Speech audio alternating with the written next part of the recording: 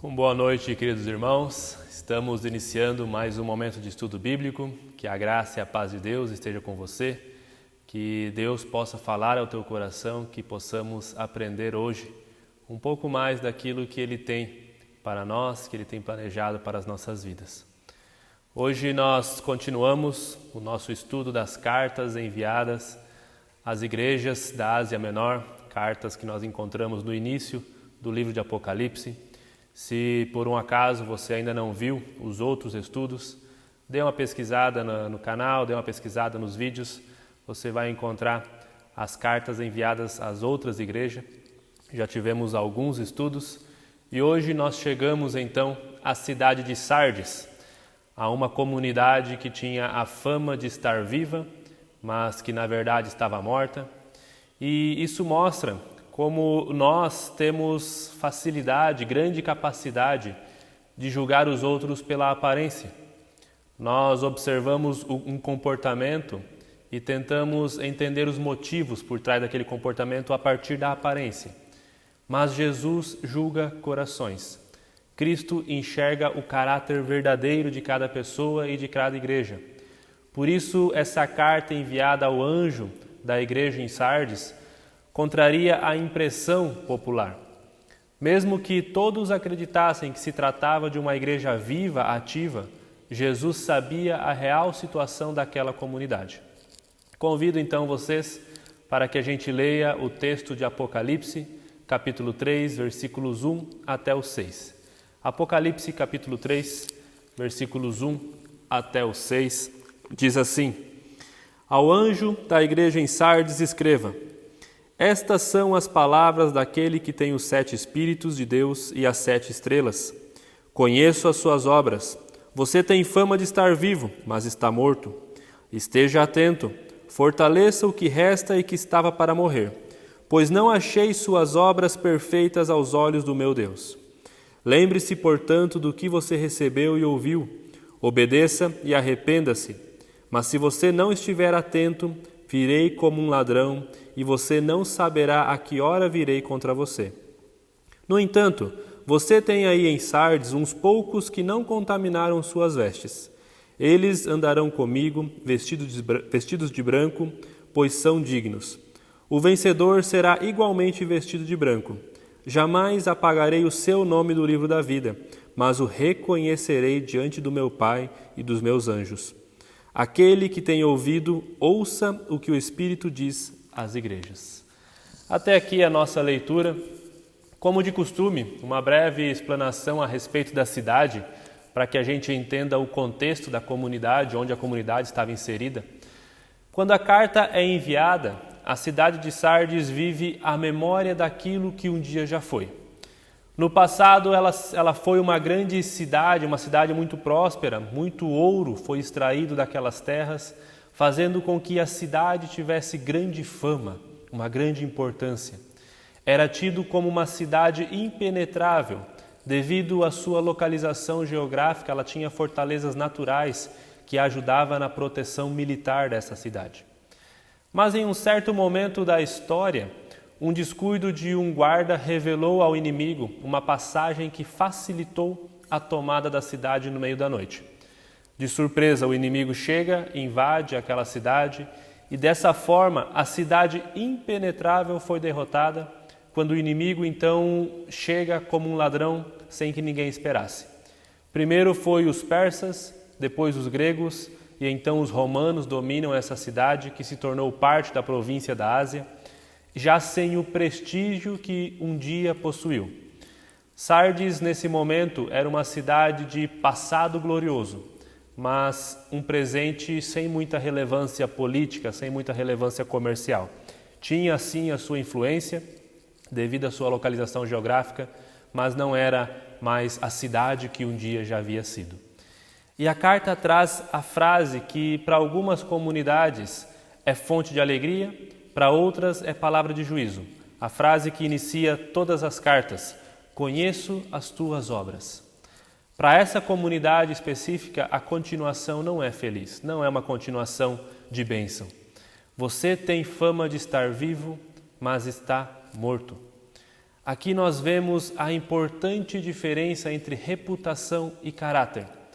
Podemos apresentar uma imagem diante das pessoas, uma reputação incorrigível, perfeita, da qual todos se admiram, mas o caráter é aquilo que nós realmente somos, aquilo que somos quando ninguém está olhando, e é isso que Cristo enxerga. A igreja em Sardes tem fama, tem reputação de ser ativa, de ser viva, mas Jesus sabia que ela estava quase morta. A carta não fala de perseguição, a carta não apresenta conflitos com falsos judeus, não cita nenhum caso de falsos mestres conduzindo o povo ao pecado. Ela fala de uma igreja aparentemente em paz, mas tomada de indiferença e apatia. Nem mesmo a boa fama foi capaz de ocultar a sua verdadeira natureza aos olhos do Senhor. Já nesse primeiro versículo a gente pode nos perguntar, podemos perguntar a cada um de nós, e nós? Estamos vivendo de reputação ou de caráter? Todos nós temos uma reputação a zelar. A gente costuma dizer ou ouvir, eu tenho uma reputação a zelar, e realmente nós temos. Mas a minha reputação apresenta quem eu sou de verdade, apresenta o meu caráter? Ou eu preciso esconder o meu caráter para que as pessoas vejam aquela reputação que eu desejo apresentar? Diante de Cristo não dá, nós não podemos selecionar o que Ele vê. Não podemos escolher o que nós apresentamos diante de Cristo. Cristo é aquele que sonda mentes e corações. A gente não pode esconder, não pode apresentar uma reputação à parte de um caráter. Ou a minha reputação diante de Cristo demonstra o meu caráter, ou Cristo vai enxergar apenas o meu caráter e a minha reputação não vai valer nada. Mas o versículo 2 traz uma oportunidade. Cristo chama a comunidade, também a nós, à vigilância, a estar atento. Por falta de cuidado, por acreditar na sua invencibilidade, a cidade de Sardes caiu perante os seus inimigos. E muitos cristãos caem diante dos inimigos também por falta de atenção, por confiarem em sua própria capacidade, por acreditarem que sozinhos são capazes. Devemos estar atentos a tudo o que acontece na nossa vida e à nossa volta, se nós desejamos permanecer vivos espiritualmente. E também é preciso fortalecer aquilo que ainda resta. Diante de uma queda, é necessário se levantar, analisar a situação, analisar o porquê eu caí e então fortalecer. Porque o inimigo não deseja apenas nos derrubar, o inimigo deseja nos eliminar, nos derrotar permanentemente, levar à morte. E então Cristo dá o conselho: fortaleçam o que resta, aquilo que estava quase morrendo. Lembre-se do que você recebeu e ouviu. Assim como a cidade vivia à sombra daquilo que um dia já foi, a comunidade precisava olhar para trás e recordar tudo o que já havia recebido de Deus. As bênçãos recebidas, valorizar a comunhão com Deus, reconectar a vida com a palavra de Deus. Para a comunidade ter uma fama de viva, alguma coisa ainda acontecia nela, alguma coisa ainda estava sendo realizada. O problema não é a ausência total de obras, mas a falta de integridade nas obras. Possivelmente, eles defendiam a doutrina, mas sem o amor ao Senhor. Possivelmente obedeciam aos mandamentos, sem entregar o coração a Deus de fato. Fazer coisas certas por motivos errados é possível. Os homens só veem as obras, mas Deus vê também a intenção do coração. E se nós esquecemos a palavra de Deus, se esquecemos a salvação do pecado, nós logo cairemos no pecado. Para afirmarmos a nossa fé, precisamos constantemente lembrar o que temos recebido, lembrar aquilo que Cristo entregou a nós na cruz. Mas ouvir a respeito não é suficiente. Precisamos guardar, obedecer.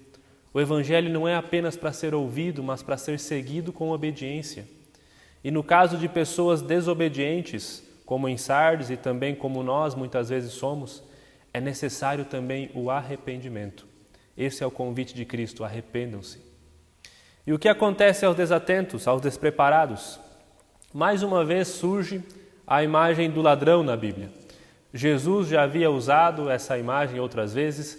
Cristo afirma que virá como um ladrão, pegando de surpresa os despreparados.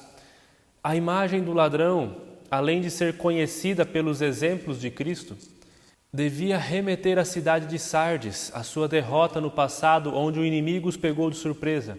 Cristo está dizendo, assim como a cidade perdeu tudo o que tinha por não se preparar, por estar desatenta, vocês também vão perder caso não ficarem atentos, caso não se preparem. Alguns poucos permanecem fiéis em Sardes. Cristo diz que existe e encontra no meio deles alguns poucos que não se permitiu contaminar as vestes com o pecado, com a morte da comunidade. E aqui nós somos relembrados que no dia do julgamento, cada pessoa, cada um deverá prestar contas de suas próprias obras. Eu não vou conseguir entrar no reino de Deus por causa daquilo que a minha família ou a minha comunidade fez. Tem uma frase que diz que Deus tem filhos, não tem netos. É uma frase engraçada, mas representa a realidade. Eu não vou entrar no céu, no reino de Deus, por aquilo que os meus pais fizeram, mas sim pelo meu relacionamento, por aquilo que eu fiz, por aquilo que eu dediquei a Deus. A salvação não é coletiva, a salvação é individual. Cada um precisa ter o seu próprio relacionamento com Deus para alcançar a sua salvação, para receber de Deus aquilo que Ele tem preparado para nós. Esses poucos que Cristo encontra em meio a essa comunidade, os poucos que se permaneceram fiéis, esses já estão vestidos de branco, sem as manchas do pecado, então eles receberiam a oportunidade de andar com Cristo, o que representa a vitória final. E Cristo diz que eles são dignos, mas não por mérito próprio, mas porque eles permaneceram fiéis ao que Cristo deu a eles, a graça da salvação. E a promessa de Cristo a essa comunidade é que aquele que vencer, aquele que ouvir os conselhos, se arrepender e obedecer ao Evangelho, esse receberá vestes brancas e andará com ele, igual aos poucos que foram encontrados puros naquela comunidade. No capítulo 7, versículo 9, nós temos a visão de uma grande multidão de pessoas vestidas de branco, participando da grande festa de louvor ao Cordeiro. Essa é a promessa dada a essa comunidade. Aquele que permanecer ao vencedor poderá participar dessa grande festa. E junto com essa promessa vem a certeza de que o seu nome não será apagado do livro da vida. A gente poderia falar muito a respeito do que seria esse livro, o que significa esse livro. Ele aparece algumas vezes nas Escrituras, citado por Cristo ou pelos discípulos. Algumas vezes não é citado diretamente o livro da vida, mas é falado a respeito de ter o seu nome escrito no céu, o que nos leva a entender que se trata desse livro da vida. Paulo fala que aqueles que trabalhavam, que contribuíam com ele no ministério do Evangelho, teriam os seus nomes escritos no livro da vida. Jesus disse que o nome do vencedor, então, não seria apagado desse livro. Já aqueles que se mantêm puros, os que não se mantêm puros, aqueles que servem aos falsos mestres, o seu nome não estará escrito nesse livro da vida. E no dia do julgamento, que é descrito lá no capítulo 20 de Apocalipse, esses serão condenados ao lago de fogo. Somente os que têm o seu nome no livro da vida entrarão na cidade iluminada pela glória de Deus. Mas o fato é que o nosso nome não é colocado nesse livro por causa das nossas obras. Inclusive no capítulo 21, onde fala do julgamento, aparece um momento que diz que é pego um livro onde está listado as nossas obras, mas também é pego o livro da vida. E aquele que não tem o seu nome escrito no livro da vida, não importa quantas obras tem registradas no outro livro. Esse não é digno de estar na presença de Deus. A gente não vai entrar no reino pelas obras.